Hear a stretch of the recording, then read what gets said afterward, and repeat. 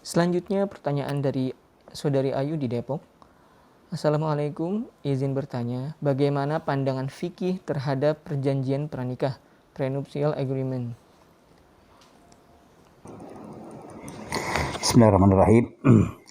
Ya, pranikah itu belum ada ikatan, karena ikatan itu kan dengan akad. Akadun itu ikatan. Iya. Pranikah orang tuh silaturahim begitulah, biasalah manis-manis perjanjian itu ini ya. Ya, ucapan seseorang apalagi seorang muslim itu ada konsekuensi. Maka perjanjian pranikah itu ada konsekuensi untuk dipenuhi begitu, walaupun belum menjadi ikatan bahwa dia dengan begitu sebagai suami belum ya, apa nanti janji mau apa dibangunkan rumah atau apapun kan begitu ya kan. Nah, itu sebuah komitmen tentu saja harus dipenuhi pada waktunya kan begitu. Itu perjanjian pranikah. Dalam syariah kan ada tahapan sebelum nikah itu setelah ta'aruf begitu udah kenal, lalu cocok nih, lalu berikutnya adalah khitbah. Khitbah itu melamar, lalu merencanakan itu ini lalu akad.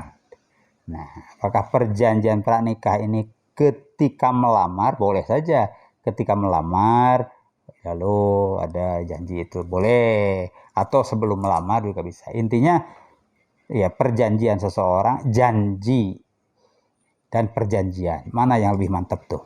Dalam bahasa kita kan perjanjian itu lebih tinggi daripada janji. Janji saja harus dipenuhi, sebab kalau tidak itu kan pertanda munafik ya kan. Idza wa'ada akhlafa. Orang munafik itu kalau berjanji berkhianat. Apalagi kalau perjanjian. Perjanjian ini lebih dalam ini. Biasanya ada tulis menulis, ada saksi dan seterusnya. Jadi lebih harus dipenuhi begitu. Walaupun itu tidak termasuk kategori khitbah. Sebab kalau khitbah ya bukan janji, tapi memang melamar kan. Aku melamar ini lalu diterima. Walaupun itu adalah perjanjian juga, tapi kan segot redaksinya beda, ya kan. Ya itu harus dipenuhi komitmen-komitmen itu. Ya, wallahu a'lam. Syukran jazilan. Selanjutnya, Ustadz, ini pertanyaan tentang keluarga lagi. Dari Renita di Bogor. Assalamualaikum, saya sudah ditalak suami lebih dari 3 kali. Terakhir saya ditalak bulan Agustus lalu dengan kalimat yang jelas dan menggunakan sumpah. Sumpah demi Allah saya tidak akan kembali kepada kamu lagi. Dari bulan Agustus sampai sekarang kami tidak pernah melakukan hubungan suami istri dan masih serumah. Namun tidak bertegur sapa. Lalu saya kemudian sudah dipulangkan ke rumah orang tua. Bagaimana hukumnya, sudah ditalak masih satu rumah, dan langkah apa yang harus saya ambil? Baik, bismillahirrahmanirrahim. Ya, talak itu adalah perkara halal yang paling dimurkai oleh Allah Subhanahu wa Ta'ala. Jadi paling dimurkai, tentu saja tidak diridhoi lah orang bercerai itu kan. Kalau tidak diridhoi, ya rumah tangganya bagaimana berkah kan? Ya itu jadi ya. Dan talak itu ada talak yang bisa dirujuk, ada talak yang lepas tidak bisa dirujuk lagi. Talak yang bisa dirujuk yaitu ucapan talak dan jelas dari suami ya, satu kali yang pertama ya kan, itu bisa langsung dirujuk, atau kali yang kedua itu masih bisa dirujuk ya kan. Nah kalau yang ketiga, nah ini langsung itu bablas tuh, tidak bisa dirujuk. Bahkan kalaupun kapan-kapan ada penyesalan begitu mau rujuk, harus diselingi dulu oleh laki-laki lain. Iya, ya. Dengan yang ini buar, udah kan.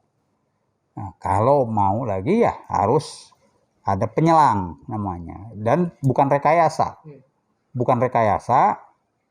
benar-benar ini masing-masing bebas, kita tidak cocok, ya udah masing-masing menjalani hidup yang lain. Mungkin saja ya ada yang tertarik dengan ibu itu, ya dah, ya nikah dan bukan hanya nikah, ya harus muasyarah benar-benar kan begitu. Ya udah. Iya, udah selesai. Lalu terjadi ketidakcocokan, dicerai, dengar tuh mantannya itu kan. Nah, itu baru kan. Itu pun kalau mau dinikahi lagi kan. Jadi itu baru sama sekali itu ya kan. Kalau 3. Nah, tadi kan disebutkannya 3, apakah pakai subah atau tidak? Kalau ucapannya sorry, ya udah tidak perlu pakai sumpah ya kan. Saya tidak akan kembali kepada kamu lagi. Ucapannya masih tidak konkret mengucapkan kata talak, cuma masih agak sedikit kias mungkin. Sumpah demi Allah. Nah, ucapan saya tidak akan kembali ke kamu lagi, kata suaminya. Apakah itu termasuk tolak yang sorry atau yang kinayah, ya kan? Nah ini kalau sorry ya tidak perlu ditanyakan, tapi kalau jelas maksud mas itu apa, mencerai saya lah, oh ya udah itu, iya kan, jadi jatuh, berarti kan katanya udah ketiga kali, bahkan ini keempat kali ya, lebih dari 3, berarti kan yang 3 kali saja itu sudah putus ya, totally putus ya. Lalu pertanyaannya masih serumah, saya sudah dipulangkan ke orang tua, memang begitu, harus bebas dipulangkan ke orang tua. Apa yang kemudian harus dilakukan si ibu tadi? Ini pertama harus tahu bahwa ibu bukan lagi istrinya dan sudah putus sama sekali. Begitu. Perkara dipulangkan atau tidak dipulangkan ya harus kembali ke keluarga. Itu. Nah, ini masih boleh serumah. Nah, ini sesungguhnya kalau sudah cerai begitu tidak ada hak untuk fasilitas tempat tinggal, ya kan? Udah lepas begitu kan. Kecuali kalau mantan suaminya itu baikan begitu, itu kan, itu kasihan deh, rumah gratis sewa begitu untuk kamu, berarti kan itu harus ada ucapan lain kan. Tapi kalau sudah talak 3 bain itu tidak ada hak ya, asalkan ya tinggal di tempat itu tidak ada hak, ya udah gitu kan, bubar total itu kan, bubar total, tidak ada hak tinggal di rumah, tidak ada hak nafkah, tidak ada hak mut'ah, ya juga, ya udah, namanya udah putusnya itu putus banget kan begitu ya. Orang putus pertama saja pastilah tidak simpati, dongkol dan lain-lain. Ini 3 kali udah, ya masa mau masih ngasih hadiah kan, enggak lah. Nah, itu jadi udah bubaran itu total itu. Ya, yang harus dilakukan ya sudah, ibu kembali ke orang tua, kemudian merintis ya hidup yang ya normal begitu. Barangkali saja ya ada, tentu saja bimbingan Allah Subhanahu wa taala, nanti ada jodoh yang lain dan cala rezeki yang lain. Wallahu a'lam. Insyaallah, jazakumullah khairan katsira. Selanjutnya pertanyaan dari saudari Mutia di Jogja. Apakah orang yang meminum khamr sebelum melakukan ijab kabulnya sah atau tidak? Berarti kalau calon suami kan kabul ya, karena ijabnya kan dari orang tua, wali ya kan. Nah, syarat sahnya ijab kabul itu kan dalam keadaan akil dan bulu, akil balik dan fahim, itu kan. Dia berakal nggak berakal, tidak sedang sakit jiwa tidak, itu harus dicek ya kan. Balik ya dia balik ya udah.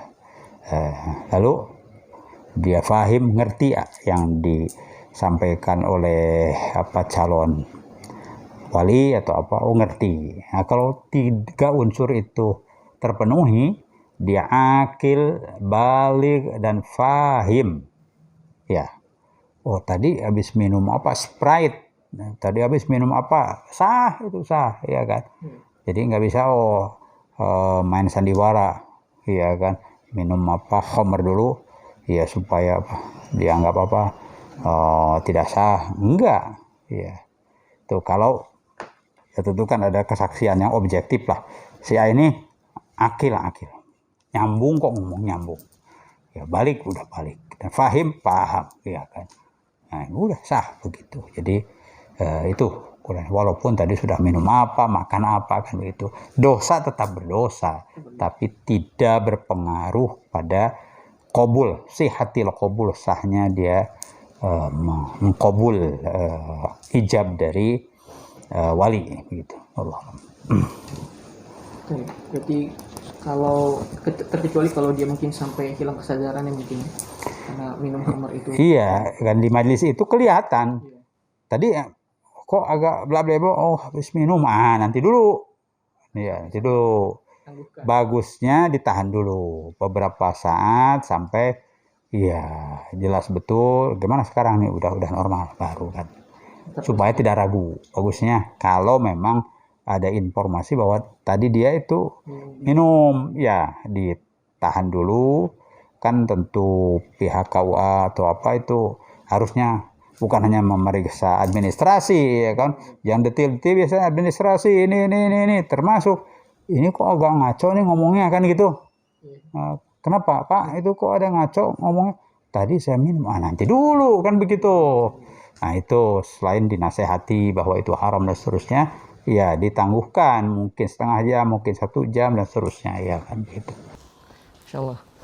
Terima kasih Ustaz atas jawabannya. Selanjutnya dari Saudara Ridho di Depok. Assalamualaikum Ustaz, saya ingin bertanya terkait jual beli sugar glider atau upih sirsik, mungkin sejenis hewan seperti tupai seperti itu mungkin. Karena hewan tersebut sedang ramai diperjualbelikan dan saya tertarik untuk budidaya. Maka ingin bertanya terkait halal haramnya memelihara hewan tersebut mungkin. Jual beli hewan tersebut. Ya, ada ayat umum bahwa segala sesuatu itu kan disediakan bagi manusia, ya kan, selama itu tidak madharat, selama ada manfaat silahkan. Ada orang yang memanfaatkan sesuatu termasuk burung apapun begitu kan, senang aja ngelihat burung itu, senang dengan suaranya kan. Ada lagi yang senang burung itu berantemnya kan begitu. Yang ini senang dengan burung itu suka loncat katanya sampai berapa meter begitu kan. Mirip tupai, kalau tupai hanya lompat saja, tapi kalau yang ini suka terbang. Mungkin karena senang jadi dia ingin membudidayakan. Asal bukan hewan yang najis boleh dibudidayakan, ya kan, untuk menghindari najisnya. Kalau ini kan tidak termasuk yang najis, ya boleh, ya dari segi membudidayakan itu. Dari segi bolehnya boleh. Apakah ada pahala di situ? Ya tergantung ya.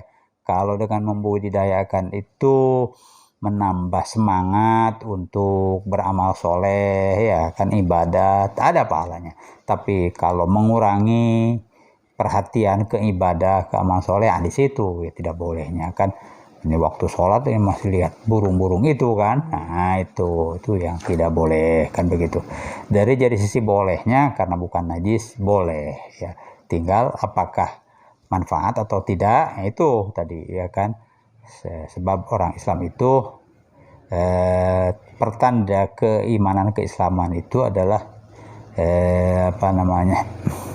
meninggalkan yang tidak bermanfaat, melakukan yang bermanfaat. Ya, min husni islamil mar'i tarkuhu ma la ya'nihi. Di antara tanda kebaikan ya keislaman seseorang itu meninggalkan yang tidak memberi manfaat. Begitu. Wallahu Wallahu a'lam. Alhamdulillahirabbil alamin. Ustaz, alhamdulillah pertanyaan-pertanyaan untuk pertemuan dan kesempatan kita kali ini sudah selesai semua, sudah Ustaz jawab. Terima kasih. Pemirsa Majelis Yas'alunaka, insyaallah kita akan sama-sama berdoa mohon kepada Allah yang langsung akan dipimpin oleh guru kita semua, Ustaz Dr. Rahman Hidayat. Allahumma salli wa sallim ala sayyidina Muhammadin wa ala alihi wa sahbihi ajma'in. Amin. Ya Allah ya Rabbal Alamin, ya Allah ya mujibas sailin, Allahumma ighfir lil muslimin wal muslimat wal mu'minin wal mu'minat al ahya'i minhum wal amwat innaka sami'un qaribun mujibud da'wat. Allahumma aslih lana dinana alladhi wa ismatu amrina wa aslih lana dunyana allati fiha ma'ashuna wa aslih lana akhiratana allati ilaiha ma'aduna waj'al hayata ziyadatan lana fi kulli khair waj'al al mauta rahatan lana min kulli syarr.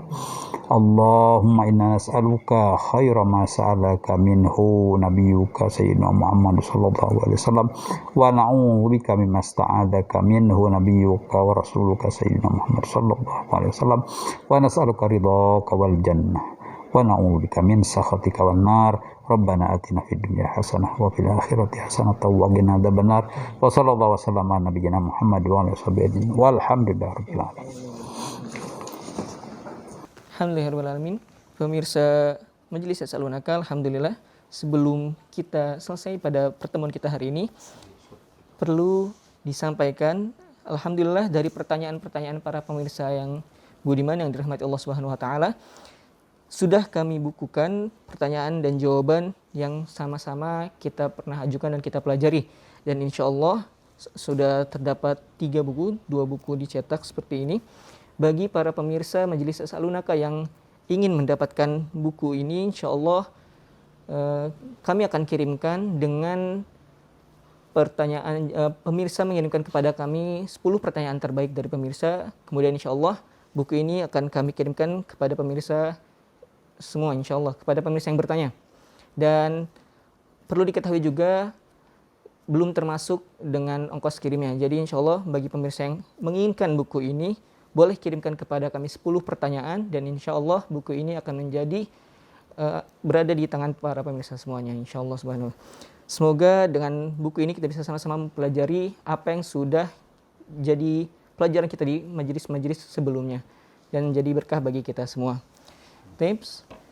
Sekian, jangan lupa untuk selalu subscribe, tonton terus video dari Majelis Yasalun Akal, share, dan semoga ini menjadi amal jariah untuk kita semua, dan Allah berikan kepada kita ilmu yang bermanfaat. Assalamualaikum warahmatullahi wabarakatuh.